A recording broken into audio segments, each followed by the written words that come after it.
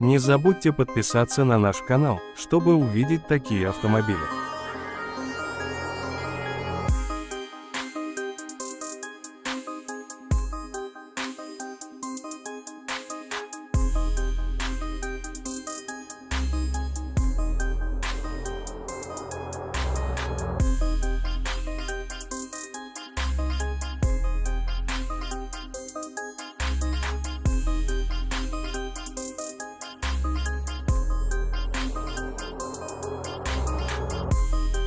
Toyota Land Cruiser 300 2026. Bu kuch, ishonchlilik va hashamatni birlashtirgan afsonaviy SUV.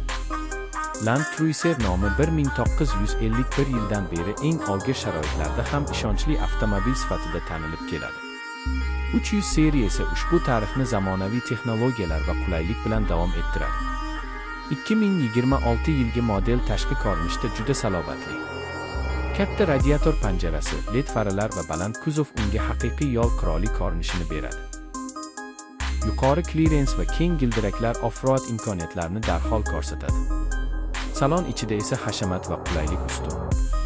Charm o'rindiqlar, katta sensorli ekran, raqamli panel va keng joy Land Cruiser 300 ni oilaviy va uzoq safarlar uchun juda mos qiladi.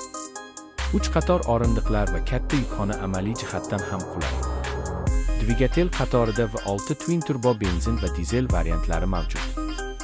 Ular kuchli, ishonchli va nisbatan tejamkor. Toliq g'ildirakdan tortish tizimi, off-road rejimlari va differensial blokirovkasi qum, loy va togli yo'llarda ham avtomobilni oson boshqarishga yordam beradi. Nissan Patrol, Lexus va Range Rover bilan solishtirganda, Land Cruiser 300 o'zining uzoq xizmat muddati va mustahkamligi bilan ajralib turadi.